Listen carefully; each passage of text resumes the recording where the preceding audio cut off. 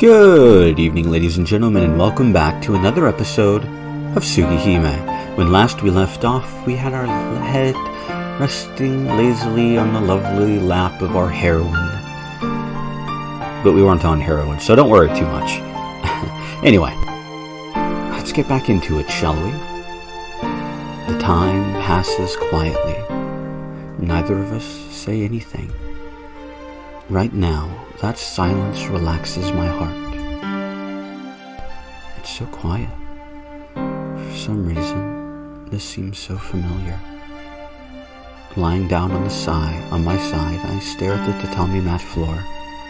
After nodding, Kohaku-san checks my pulse. Well, this isn't good.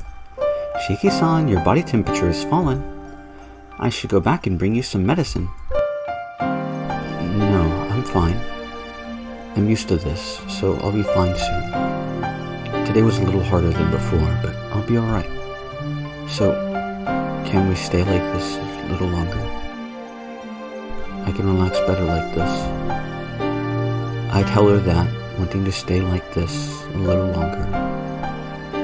In that case, Kohaku-san says as she stays in place.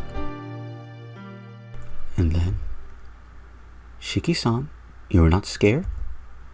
Kohaku-san asks me this. What? About your health. About 2 days before you returned here, I received all your information from the doctor. I was not surprised, but felt more like he was deceiving me. Deceiving you? Why? Because you were so close to wavering between life and death, but you can live a normal life. Normally, with a condition like yours, you would be confined to bed. That voice seems not so much full of worry, but more full of anger, almost. Shiki-san, you're different from most people who can rest assured that at night that they'll wake up next morning. But you still live normally and do not have fear.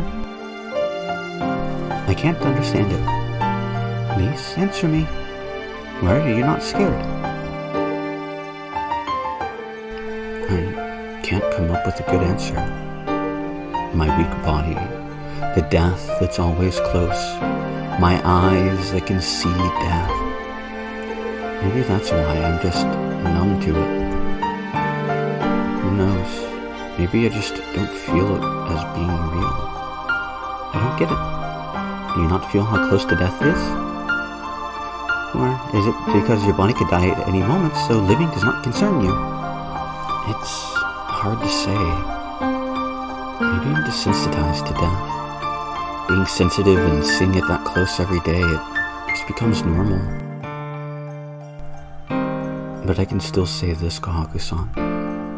Since I'm so close to death all the time, I can feel life more strongly.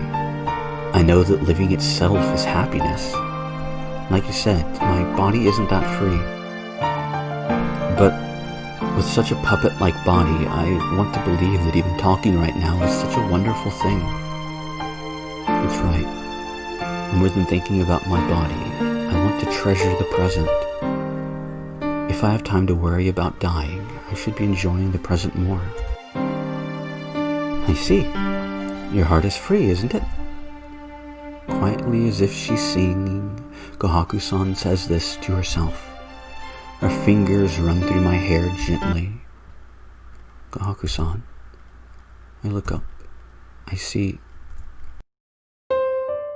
her smiling very peacefully. Her smile that I should be so used to seeing. But it seems like it's the first time I've ever seen her smile. Time just passes by. She lightly runs her fingers through my hair. I feel the warmth of her body from her legs. The nostalgic smell of the tatami mats. It's all so comforting. My eyelids slowly start to close. She has such a gentle look on her face. If I can sleep like this, it would be... It's funny. Really, like this. I feel like this is the first time I've seen you smile, Kohaku-san. feel like I'm falling asleep. Is that right? Shiki-san, you must be really sleepy. It's fine. If you're happy, then... If this makes her smile, I want to do this forever. In the middle of this dark room, I want to feel her closer to me, and I reach out my hand. Shiki-san? My fingers touch her. My fingers trace the lines of her face. They brush her smooth skin and reach her hair, then... Kohaku, you came here ahead of me? Vigorously opening the screen door, Akiya enters the room. What? Kohaku-san's fingers suddenly stop moving. What are you two doing? Akiya's emotionless voice. Akiya, it's not what you think. I stand up in a hurry. I just tell her to calm down. There's nothing wrong or anything suspicious. We haven't done anything, and all Kohaku-san did was watch over me after I collapsed. Wait, Akiya, I just collapsed, so Kohaku-san was... It's over before I can finish. Akiya stares at Kohaku-san and enters. It's only a moment after that. Slap. The dry sound echoes through the room. What? There wasn't even time to stop it. Akiya just walked in and slapped her. Kohaku-san takes a few steps back. It must have been pretty hard. Akiya, you... Nii-san, this place is off limits. If you're feeling well, please go back to the mansion. I don't care about that. Why'd you hit her? Why not? This is an old, decrepit building. What was she thinking, having you rest here? Just for that? What was her next excuse? I did not hit her. I did not. I need to watch that movie. Never seen it, shockingly. Even though it's everything I love in bad movies, I have not seen it out of principle. Anyway, she was just taking care of me. Just that? What do you mean, Nii-san? It would not be surprising if this place collapses. An earthquake could cause the ceiling to collapse. To take care of the eldest son of the Tono household in such a place means that she doesn't have the proper disposition for a servant, or discretion proper for a servant.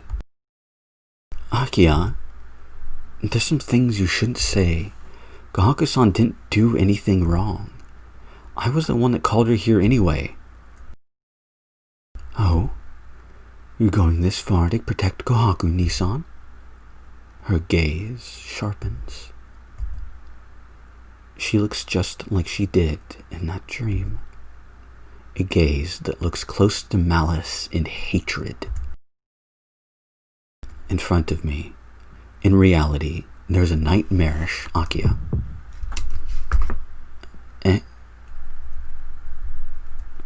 My pulse tightens. Was I hallucinating?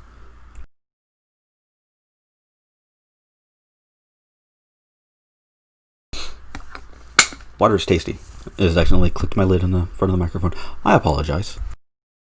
I try not to do that. I try to either mute my mic or reach like behind me or something. For an instant, around Akiya, I thought that I saw something terrible. I understand. If you say that, then I will not say anything else. But, Nii-san, from now on, please do not come here. If you cannot even do that, then I have some ideas too. It must have been an illusion. There isn't anything strange about her. But why? The danger I feel from her makes me uneasy. We're going back, Kohaku. Nii-san, go back to your room. Akiya walks away. Kohaku-san. I call out to Kohaku-san, who is still looking down. Kohaku-san, are you all right? Yes? All right about what? She says this casually. With her usual smile, she looks up. That isn't a forced empty smile. She really is smiling. As if Akiya never even hit her. Well then, Shiki-san, let's go back. Akiya-sama found out, so you shouldn't come back here again. Akiya-sama would really punish you for sure. Laughing at her own joke, she leaves the room. Was she joking though? It doesn't sound like a joke to me. It's probably because both of them are acting strange. I can't go back right away. I eat dinner alone and go back to my room. I guess Akiya was still feeling poorly because she wasn't there. Kohaku-san made me dinner with her usual cheery mood and then went ahead to take care of Akiya. I wonder if niece Kohaku-san is feeling uneasy. It would seem that Kohaku-san doesn't resent Akiya at all. It would seem like Hisui is over what happened this morning and is taking care of me. Hisui took half a day to get over it, so maybe Kohaku-san is a lot stronger. Lying down on my bed, I let out a big sigh. I must be tired. Recently, as soon as night falls, I've been falling into bed. Even though there are a lot of things I should think about, I feel like nothing concerns me and try to go to sleep. That's odd. I can't concentrate. I stare at the ceiling. My eyes start to close. Again, I don't think about anything and fall into a deep sleep.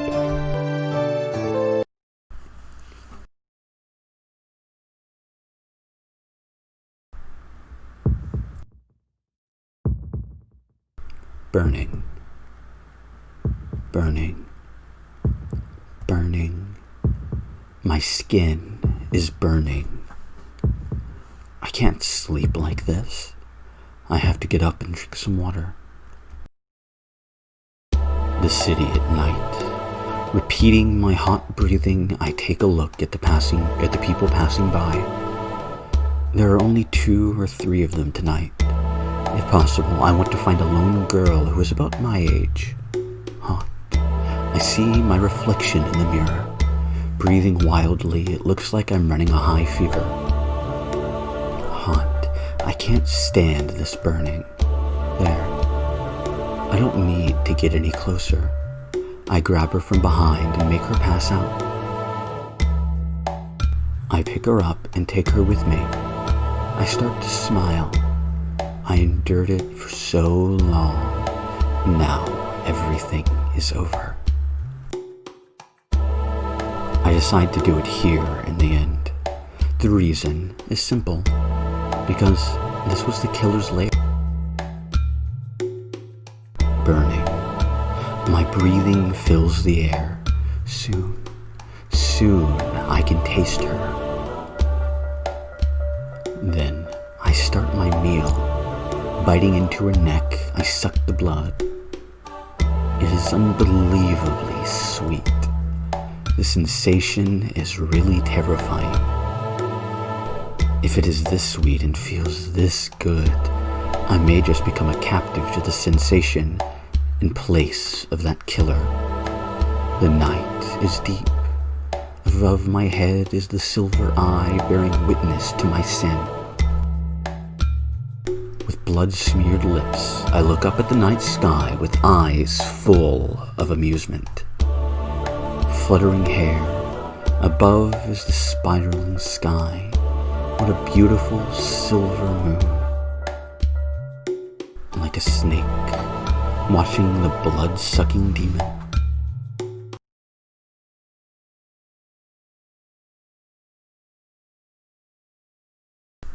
Oh, a new day.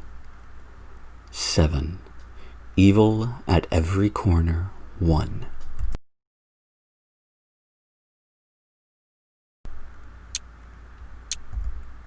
I leap out of bed, unable to take it any longer. Holding back the urge to vomit, I breathe like some sort of animal. What was that just now? A dream.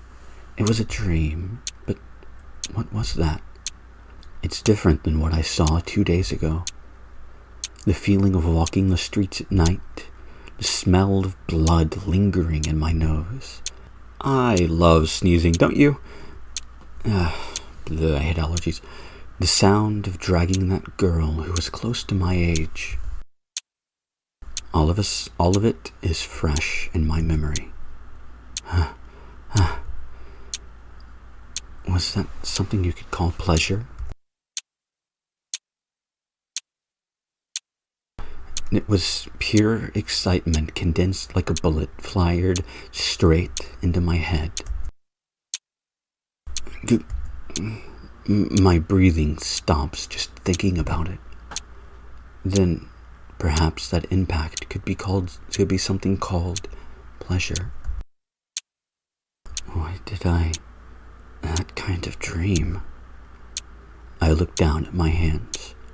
Of course, they are pure white without a trace of red blood on them. But for an instant, I saw both of my hands covered in red. What? You too? Huh. This is the first time I've seen another killer besides myself. That's right. I did have that conversation. The same city doesn't need 2 killers. I'll give you this place. But when was that? Why can't I remember?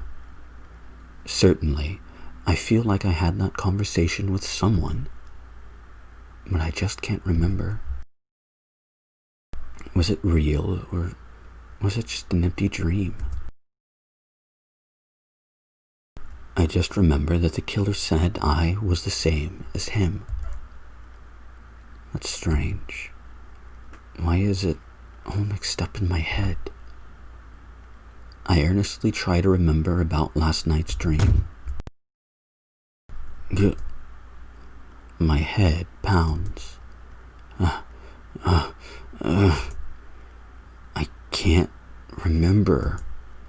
When I try to remember about yesterday, I feel the urge to vomit. I'm scared. I'm scared of the fact that I can't remember. It feels like a Tonoshiki I don't know was killing people in order to hide it. It is deceiving the Tonoshiki that is me. And I sense someone in the hallway. Who's there? I call out. Knock. Knock. Please excuse me, Hisui says as she enters the room. It's just a normal morning scene. Is it because she's acting so naturally? My pounding heart instantly calms down. Good morning, Shiki-sama. Hisui? Yes, it is time, so I have prepared your change of clothes already. Shiki-sama, are you not feeling well? No, that's not it. I feel fine. There's nothing wrong. I get up from bed as if to prove my words. Morning, Hisui. I go to the sitting room after I change, so please go on ahead of me. Yes? Well then, please excuse me. Hisui quietly closes the door and leaves. After watching her go, I take a deep breath.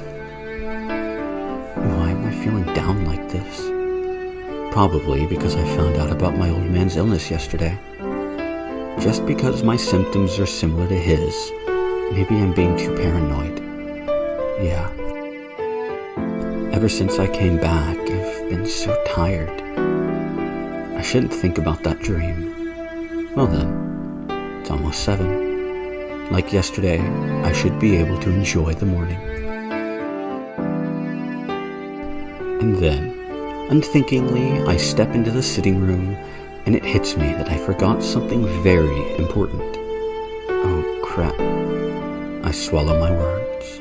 Akiya, Hisui, and Kohaku-san are in the sitting room. Everything seems just like normal, but after what happened yesterday, I'm sure it'll be really awkward. Akiya and Kohaku-san seem to have reached an understanding, but I haven't spoken with Akiya yet.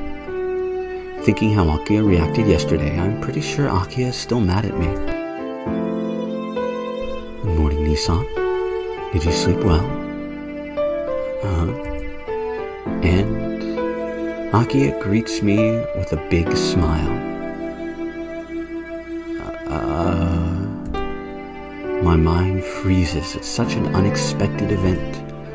Akiya still has a big smile as I just stand there. Akiya is way too cheerful, and it makes me think she's planning something. Yuki-sama, would you care to sit down? Yeah, if you want me to sit, I will. I fearfully look at Akiya as I sit down across from her. Morning, Akiya.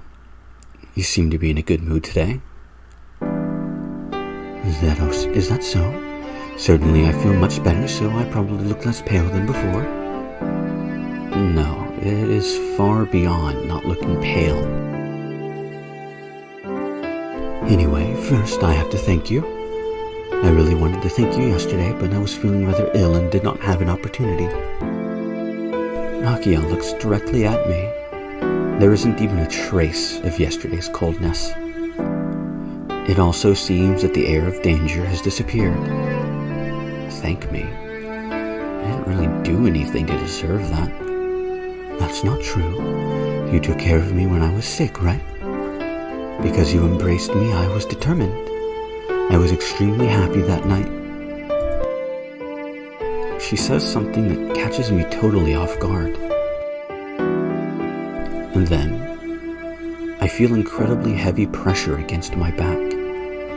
I glance behind me. There, Hisui and Kohaku-san stare at me in a manner far different than usual. Akiya, don't say things that might give people the wrong impression. You were in so much pain, I just supported you, that's all. Oh? I suppose wrapping your arms around me is just supporting me? Akiya giggles softly, staring. They're staring at me. The stares of the two behind me get even heavier. Now look, you're acting odd. Are you enjoying making fun of me? Yes, a lot. Looking at your troubled face is fun. As I said, tsune's gonna tsune. Now I'm putting too much emphasis on the oh well, whatever. This is just too weird. Is this really Akiya's personality? You have some strange hobbies. Bothering me in the morning and lecturing me last night. Well, I thought so at first, but you really must have something against me. I end with a sigh. All of a sudden, Akiya averts her gaze. I'm very sorry. What I did yesterday was stupid. There was something wrong with me, and I've already apologized to Kohaku.